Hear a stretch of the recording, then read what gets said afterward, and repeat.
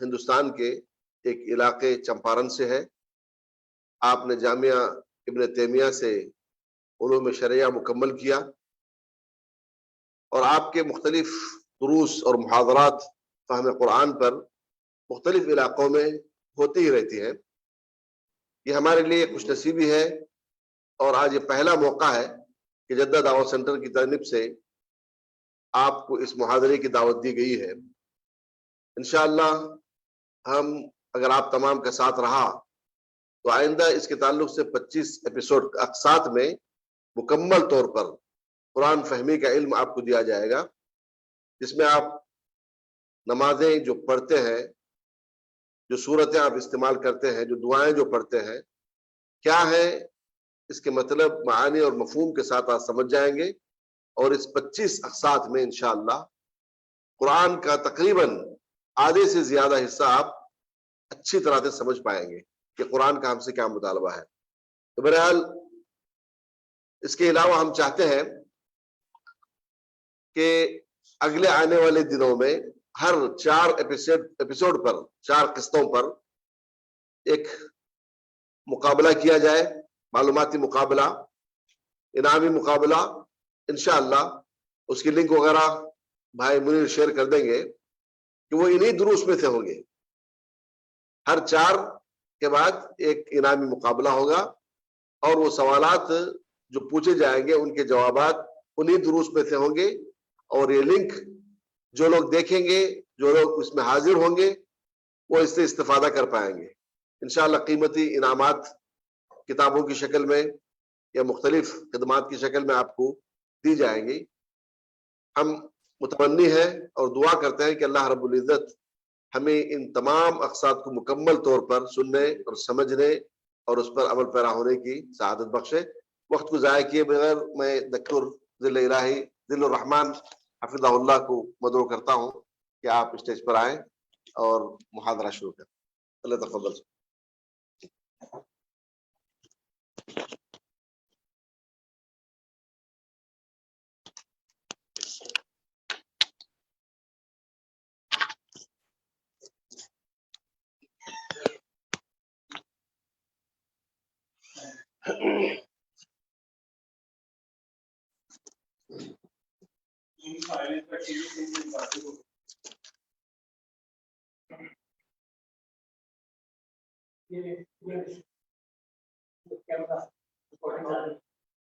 السلام علیکم ورحمۃ اللہ وبرکاتہ. الحمد للہ وحدہ والصلاة والسلام على من لا نبی بعدہ وبعد. قال اللہ سبحانہ وتعالی وَلَقَدْ يَسَّرْنَا الْقُرْآنَ لِلذِّكْرِ فَهَلْ مِن مُدَّكِرٍ. محترم سامعین کرام، مرد و خواتین حضرات، اور زوم کے ذریعے سن رہے مختلف حصوں سے ہمارے دینی اور انسانی بھائیوں، آج کا درس قرآن فہمی سے متعلق ہے. قرآن فہمی کیا ہے اور قرآن فہمی ہمارے لیے ضروری کیوں ہے، اور قرآن کا ہم سے مطالبہ کیا ہے. قرآن کے نازل کرنے والے رب العالمین نے قرآن کو نازل کر کے ہم سے کیا تقاضا کیا ہے، کیا مطالبہ کیا ہے، قرآن کا کیا مقصد ہے، قرآن کو کیوں نازل کیا گیا. یہ ایسا سوال ہے یا ایسے سوالات ہیں جن پر ہمیں ٹھنڈے دل سے غور کرنے کی ضرورت ہے. اس لیے کہ جب ہم مومن ہیں تو ہم ایمان کا اقرار کرتے ہیں، اور جب ہم ایمان کا اقرار کرتے ہیں تو آمنت باللہ و ملائکتہ و کتبہ، اللہ کی کتابوں پر بھی ہم ایمان لاتے ہیں. اور ہمارے لیے جو کتاب اللہ رب العالمین نے نازل کی وہ کتاب مقدس قرآن مجید ہے، جو تا صبح قیامت ہر طرح کی تحریف، ہر طرح کی تعدیل و تبدیلی اور ہر طرح کے کہ رد و بدل سے محفوظ رہے گی، اس لیے کہ اللہ رب العالمین نے فرمایا انا نحن نزلنا الذکر وانا له لحافظون، کہ ہم نے ہی ذکر یعنی قرآن مجید کو نازل کیا، اتارا، اور ہم ہی اس کی حفاظت کرنے والے ہیں۔ میرے بھائیوں، جیسا کہ آپ جانتے ہیں قرآن مجید اللہ رب العالمین کے پاس سے حضرت جبریل امین لے کر آئے اور محمد الرسول اللہ صلی اللہ علیہ وسلم کو یہ مقدس قرآن، مقدس کتاب، مقدس کلمات وحی کے ذریعے پہنچائے گئے، اور پھر محمد الرسول اللہ نے صحابہ کرام کو پہنچایا، کاتبین وحی نے اس کو صحیفوں میں اور مختلف شکلوں میں مدون کیا، لکھا، اور پھر قرآنی یہ صحیفے کی شکل میں جمع کیا گیا۔ تدوین کی ایک تاریخ ہے، انشاءاللہ کسی درس میں الگ سے اس پر بات ہوگی۔ آج کا جو ہمارا موضوع ہے وہ فہم قرآن سے متعلق ہے، کہ یہ وہ کتاب جس کو اللہ رب العالمین نے حضرت جبریل امین کے ذریعے محمد الرسول اللہ صلی اللہ علیہ وسلم کے پاس بھیجا، اور محمد الرسول اللہ صلی اللہ علیہ وسلم کے ذریعے امت تک پہنچا اور صحیفے کی شکل میں مدون کیا گیا۔ یہ کتاب ہم سے کیا مطالبہ کرتی ہے، اور اس مطالبے کو کیا آسانی کے ساتھ ہم عملی شکل میں عملی جامہ پہنا سکتے ہیں یا نہیں؟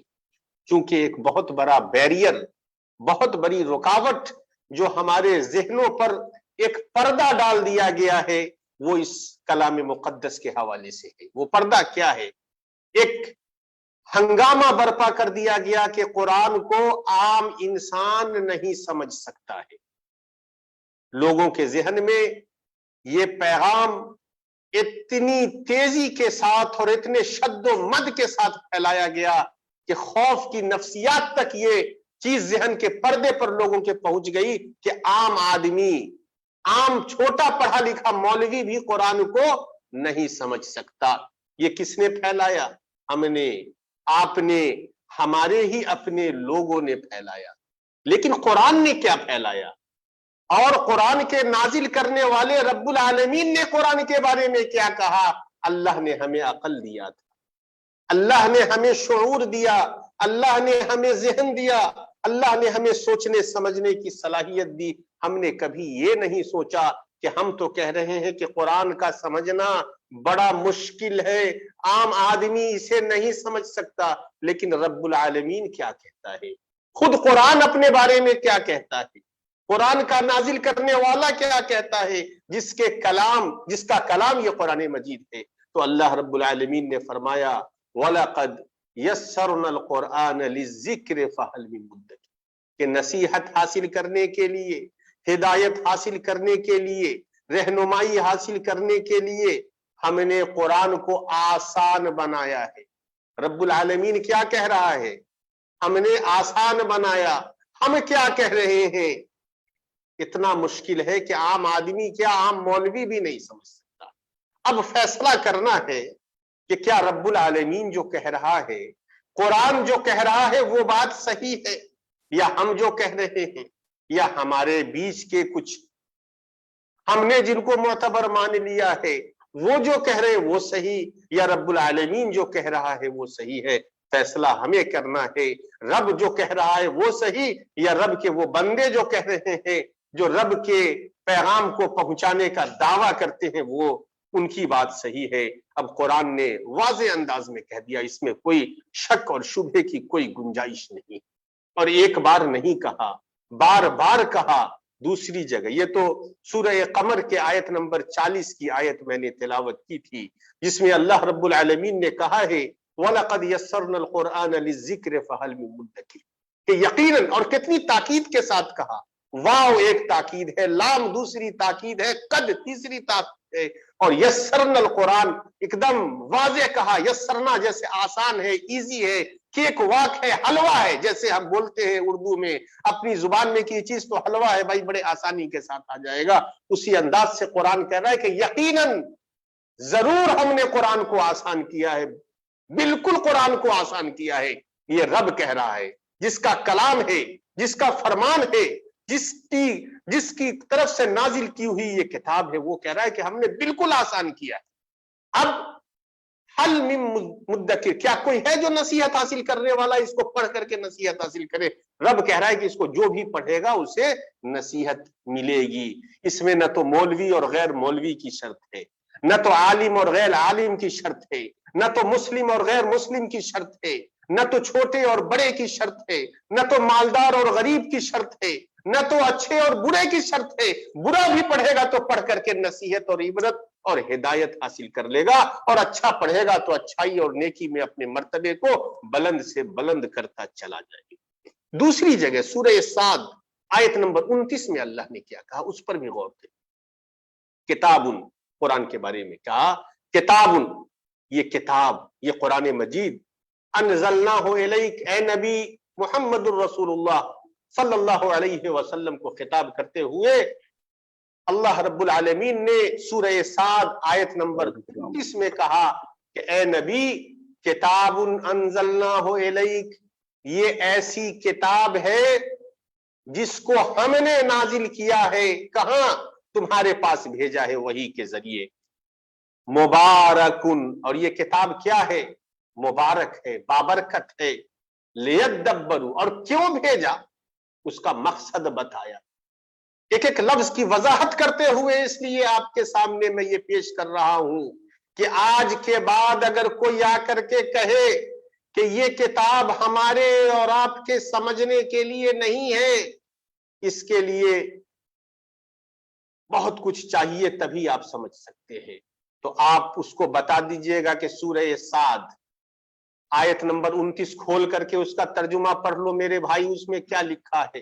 اللہ رب العالمین اپنے نبی کو مخاطب کرتے ہوئے واضح انداز میں کہہ رہا ہے کتاب انزلناہ الیک، یہ کتاب ایسی ہے جس کو ہم نے آپ کی طرف نازل کیا، مبارکن، اور یہ کتاب بابرکت ہے۔ اور کیوں نازل کیا، اس کا سبب اور اس کی وجہ بھی اللہ رب العالمین نے بہت وضاحت کے ساتھ بیان کی، لیدبروا آیاتی، تاکہ یہ لوگ، یہ بندے، یہ انسان، یہ قرآن کے پڑھنے والے اس کی آیتوں میں غور کریں، وَلِيَتَذَكَّرَ أُولُو الْأَلْبَابِ، اور جن کے پاس عقل ہے، دماغ ہے، برین ہے، اس پر غور کریں، اس سے نصیحت حاصل کریں، اس میں فکر کریں، سوچیں اور غور کریں۔ اب میرے بھائیوں، یہ قرآن کیا ہے؟ کبھی ہم نے سوچا اس قرآن میں کیا کیا چیزیں بیان کی گئی ہیں؟ موٹے موٹے طور پر دیکھیے، اس قرآن میں توحید کا ذکر ہے، اس قرآن میں پچھلی اقوام کے واقعات کا ذکر ہے، انبیاء کرام کا ذکر ہے، اور حلال و حرام، جائز و ناجائز، احکام و مسائل، یہ تین بڑی موٹی موٹی چیزیں ہیں جو قرآن میں بیان کی گئی۔ یا تو احکام و مسائل کا ذکر ہے، کیا حلال ہے کیا حرام ہے، میراث میں کس کو کتنی وراثت ملے گی، انسان کو زندگی کیسے گزارنی ہے، عبادت کیسے کرنی ہے، نماز روزے وغیرہ کا کیا حکم ہے۔ یا تو پچھلی انبیاء کا ذکر ہے، حضرت زکریا کا ذکر ہے، حضرت مریم کا ذکر ہے، عمران کی بیوی کا ذکر ہے، حضرت عیسیٰ کا ذکر ہے، فرعون کا ذکر ہے، نمرود کا ذکر ہے، پچھلی اقوام کا ذکر ہے، حضرت نوح کا ذکر ہے، حضرت ابراہیم علیہ السلام کا ذکر ہے۔ تو انبیاء کے واقعات کو جب پڑھیں گے اور ان انبیاء کے ساتھ اللہ نے کیا کیا اور کیوں کیا، اگر اس کو دل کی نگاہ سے اور دل کے ٹھنڈے دل سے پڑھیں گے تو عبرت ملے گی، توحید کے واقعات کو پڑھیں گے تو توحید مضبوط ہوگی، اور احکام کو پڑھیں گے تو حلال و حرام کے معاملے میں ہم سمجھیں گے۔ بہرحال اتنی وضاحت کے ساتھ اللہ رب العالمین نے اور بھی کئی جگہوں پر قرآن مجید کو سمجھنے کی دعوت دی ہے، اور یہ بتایا ہے کہ قرآن مجید آسان ہے، اور یہ بتایا ہے کہ قرآن مجید ہماری اور آپ کی ہدایت کے لیے نازل ہوا ہے۔ جب آپ شروع کرتے ہیں الف لام میم، تو اللہ نے کیا کہا؟ ذالک الکتاب لا ریب فیہ، ایسا بلیک کیوں آ کے رہا بعد ہے؟ کہا ہدی للمتقین، اللہ سے جن کے دل میں ڈر ہے اللہ کا، ان متقیوں کے لیے، تقوی اختیار کرنے والوں کے لیے ہدایت ہے۔ اور نبی کریم صلی اللہ علیہ وسلم نے ایک حدیث میں فرمایا خیرکم من تعلم القرآن وعلمہ، تم میں سب سے بہتر وہ ہے، the best among you، تم میں سب سے بہتر وہ شخص ہے جو قرآن کو سیکھے اور قرآن کو سکھائے۔ ہم نے معیار بدل دیا، ہم نے اپنے معیار کو یہ بنا لیا کہ ہم میں سب سے بہتر وہ ہے جس کا بیٹا ڈاکٹر بن جائے، ہم میں سب سے بہتر وہ ہے جس کا بیٹا امریکہ ویزا لے کر کے اسٹڈی کے لیے چلا جائے، ہم میں سب سے بہتر وہ ہے جس کو سب سے بڑی جاب مل جائے، بڑی بلڈنگ بنا لے، بڑی عمارت کھڑی کر لے، بڑا پلاٹ خرید لے۔ میرے بھائیوں، کبھی نبی کی اس حدیث کو یاد کر لینا، اپنے دل میں وہ جذبہ پیدا کر لینا کہ اگر تم نے اپنے بیٹے کو قرآن کی اچھی تلاوت کرنے والا، قرآن کو اچھا سمجھنے والا، قرآن پر غور کرنے والا بنا لیا تو سمجھنا کہ تم کامیاب ہو گئے، اور کامیاب ہو کر کے اس دنیا سے قبر میں جا رہے ہو۔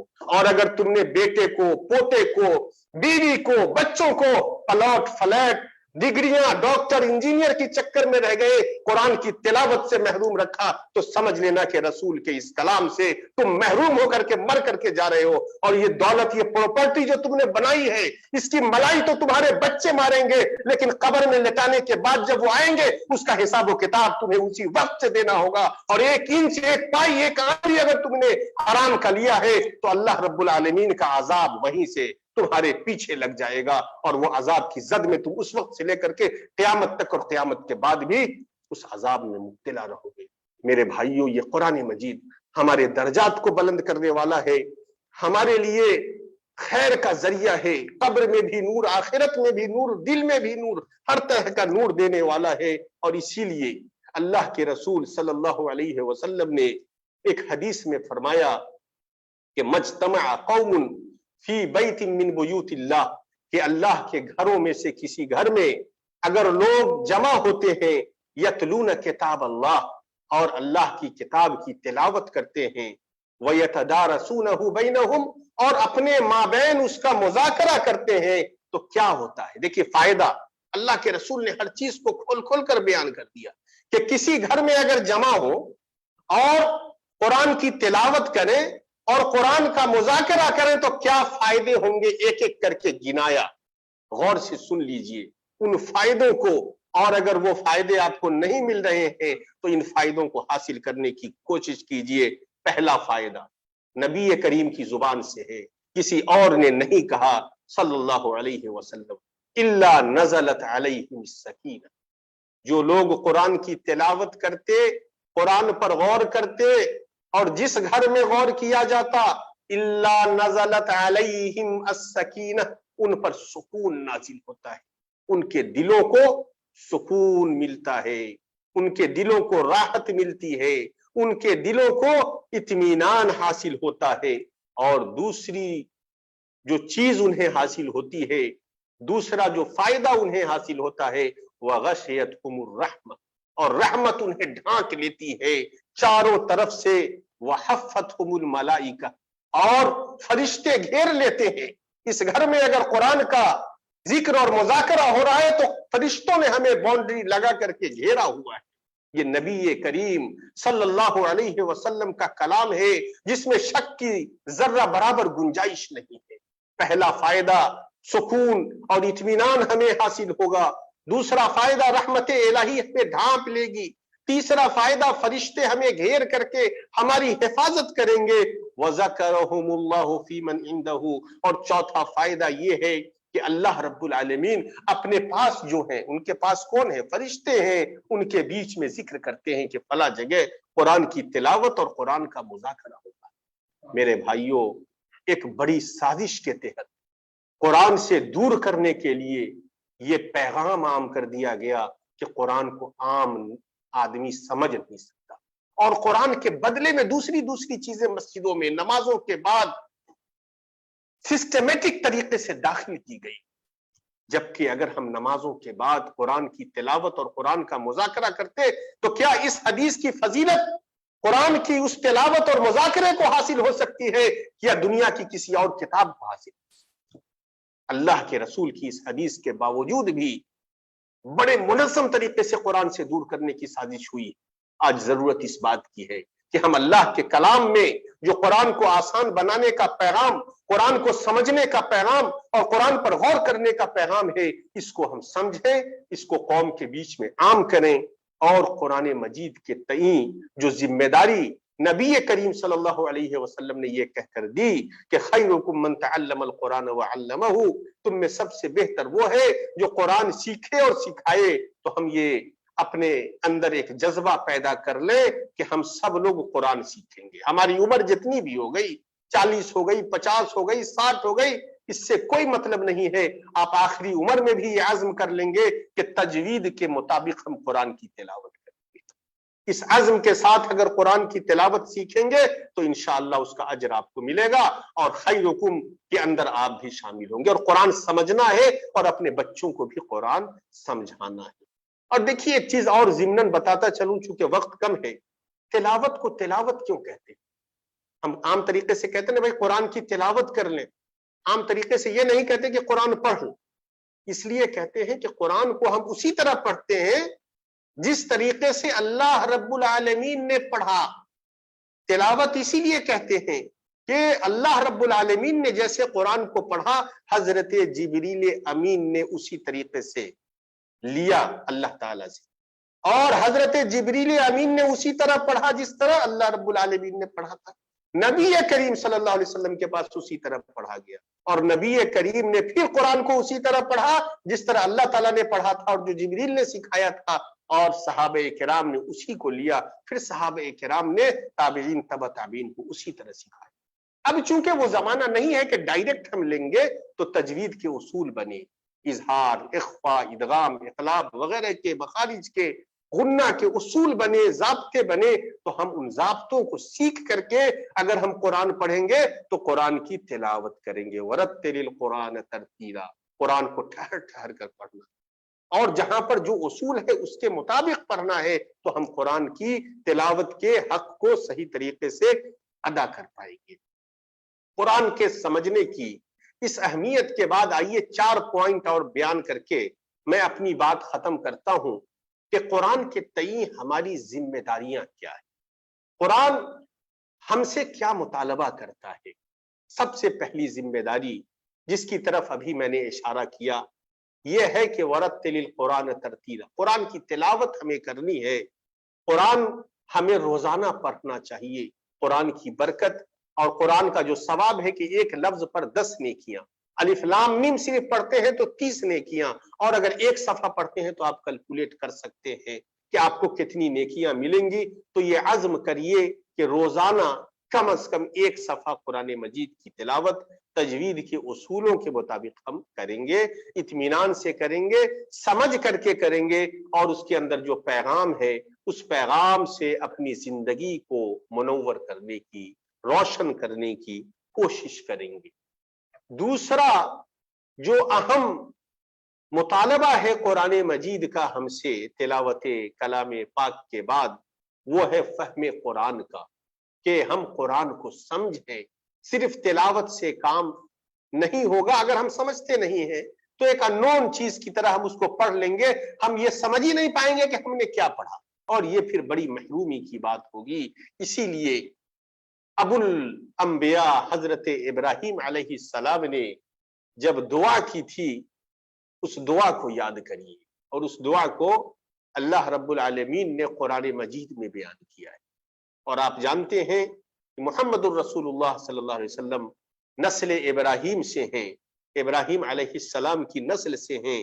انہوں نے اللہ رب العالمین سے جو دعائیں کی تھی، جن دعاؤں کا ذکر قرآن میں ہے، ان میں سے ایک اہم دعا یہ تھی کہ ربنا وابعث فیہم رسولا منہم، کہا تھا کہ اے ہمارے رب انہی میں سے ایک رسول بھیج، اور رسول بھیجنے کی دعا کے ساتھ ساتھ اور بھی کچھ چیزیں اللہ سے مانگی تھیں۔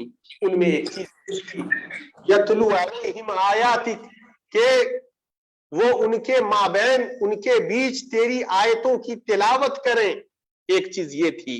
اور دوسری چیز تھی وَيُعَلِّمُهُمُ الْكِتَابَ وَالْحِكْمَةَ وَيُزَكِّيهِمْ، کہ انہیں کتاب و حکمت سکھائیں اور ان کا تزکیہ کریں۔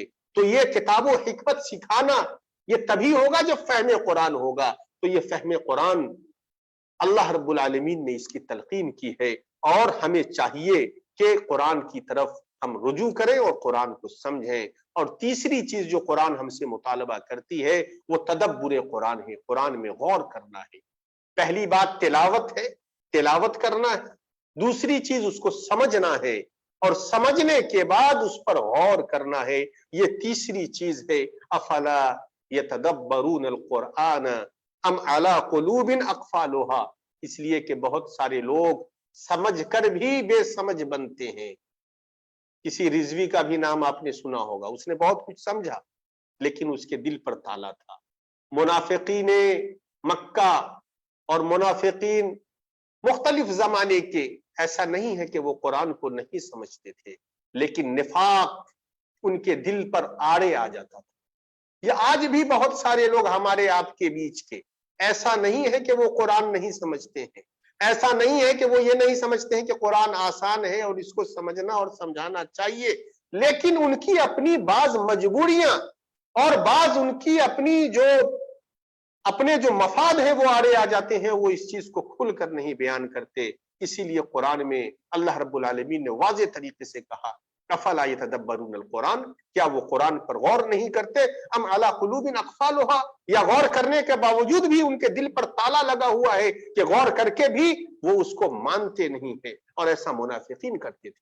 آج بھی اگر کوئی قرآن کے پیغام کو سمجھنے اور اس پر غور کرنے کے باوجود بھی اس کو نہیں مانتا ہے، اس کا مطلب یہ ہے کہ اس کے اندر بھی وہ ہٹ دھرمی کی صفت ہے جو صفت منافقین مکہ کے اندر پائی جاتی تھی، اور جن کو اللہ رب العالمین نے ڈانٹا ہے اور جن کو سخت طریقے سے سخت ترین لعنت ان پر بھیجی گئی۔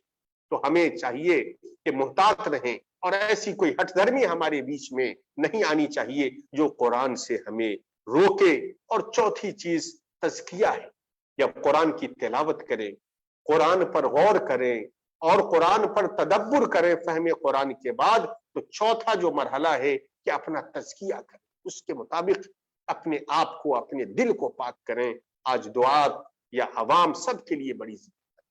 آج شہرت طلبی ہمارے بیچ آ گئی اس لیے کہ ہم نے تزکیہ نہیں کیا۔ قرآن نے مطالبہ کیا تھا، حضرت ابراہیم خلیل اللہ علیہ السلام نے دعا کیا تھا وَيُعَلِّمُهُمُ الْكِتَابَ وَالْحِكْمَةَ وَيُزَكِّيهِمْ، نبی کے بھیجنے کا جو ایک مقصد ہے وہ تزکیہ ہے، لیکن بہت سارے علماء ہوں، دعات ہوں، عوام ہوں، تزکیے سے جب محروم ہو گئے تو شہرت آ گیا، دکھاوا آ گیا، بھیڑ جمع کرنے کا ایک تمنا آ گئی، اور اس سے تزکیے کا پہلو ہلکا ہوتا چلا گیا۔ ضرورت اس بات کی ہے کہ عوام بھی، علماء بھی، دعات بھی ہر مرحلے میں تزکیے پر توجہ دیا جانا چاہیے، تزکیہ کیا جانا چاہیے۔ ہم اپنے نفس کا، اپنے دل کا تزکیہ کریں، دل کے اندر وہ خشیت الہی پیدا کریں، دنیا طلبی نہیں ہو، شہرت نہیں ہو، ہمیشہ تقوی ہو، اللہ کا خوف ہو، قرآن کی فکر ہمارے دلوں میں، ہمارے خون میں، ہمارے ذہن میں دوڑ رہی ہو۔ یہ سوچ ہمیں اپنے اندر پیدا کرنی چاہیے، اور اسی جذبے کے ساتھ قرآن سے اپنا رشتہ جوڑنا چاہیے۔ ہمیں خود بھی اور اپنے بچوں کو، اپنے معاشرے کو، اپنے سماج کو، اپنی قوم کو قرآن سے جوڑنے کی ضرورت ہے۔ اس سلسلے میں الحمدللہ کئی مرحلوں میں، کئی جگہوں پر کوششیں ہو رہی ہیں، اور شیخ محترم نے ابھی جیسا کہ ذکر کیا کہ انشاءاللہ اگر ضرورت پڑی تو یہ سلسلہ یہاں بھی شروع کیا جائے گا قرآن فہمی سے متعلق، اور 25 کلاسز میں انشاءاللہ قرآن کے تقریباً 50 سے 60% الفاظ کو آپ کو یاد کرانے کی کوشش کی جائے گی۔ نماز کو 100% سمجھ کر پڑھنے والا بنایا جائے گا اور اس کا اہل بنایا جائے گا، اور نماز کے اندر کی دعائیں یا قرآن کے الفاظ یا قرآن کے اندر استعمال ہونے والے گرامر کو آپ کے ذہن میں پریکٹیکل انداز سے اس طرح بیٹھایا جائے گا اور سمجھایا جائے گا کہ آپ قرآن کو ڈائریکٹ وے میں سمجھ سکیں، اس کی اہلیت آپ میں پیدا ہو سکے، اور اس کے لیے جدید ٹیکنالوجی کا استعمال کیا جائے گا۔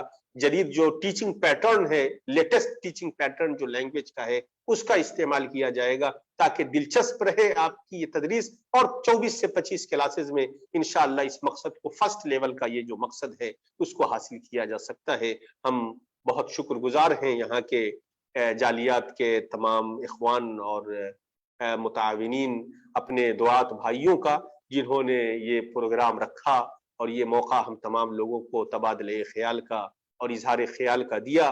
ہم اللہ رب العالمین سے دعا کرتے ہیں کہ ہماری نیتوں میں اخلاص پیدا کر دے اور ہم تمام لوگوں سے قرآن کو جڑنے والا اور لوگوں کو قرآن سے جوڑنے والا اور قرآن کو سمجھنے والا اور لوگوں کو قرآن سمجھانے والا بنائے.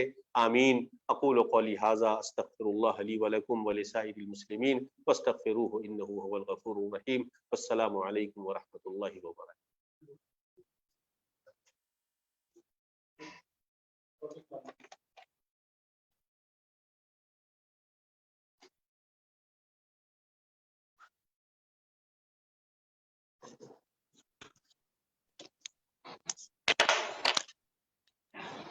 جزاکم اللہ خیر. شیخ محترم ڈاکٹر ذل الرحمان تیمی حافظہ اللہ ابھی خطاب فرما رہے تھے. آپ ترجمان ہیں جمعہ خطبات کے حرم مکی کے، تو آپ نے شیخ سے بذات خود سن لیا کہ شیخ فرما رہے تھے کہ یہ سلسلہ ہم جاری رکھیں گے. تو میری آپ سے سب سے درخواست یہ ہے کہ آپ جیسے ہمیں کچھ لمیٹڈ سیٹ کا دعوت سینٹر کی طرف سے اجازت ملی ہے، منظوری ملی ہے کہ ہم دعوت سینٹر کے اندر یہ پروگرام کر سکتے ہیں، لیکن کچھ لمیٹڈ سیٹ کے ساتھ. تو آپ سے گزارش ہے کہ رجسٹریشن کروائیں اور ہم ٹائمنگ جو ہے انشاءاللہ آپ کو نیکسٹ ویک سے پہلے بتا دیں گے. گروپس میں جو میسج ہے اس کو دیکھ لیں آپ. تو آپ سب سے گزارش ہے کہ ہمارے ساتھ جڑنے کی کوشش کریں تاکہ یہ سلسلہ جو ہے وہ جاری کیا جا سکے. جزاکم اللہ خیر واحسن الجزاء. سبحانک اللہم و بحمدک اشہد ان لا الہ الا انت استغفرک و اتوب الیک.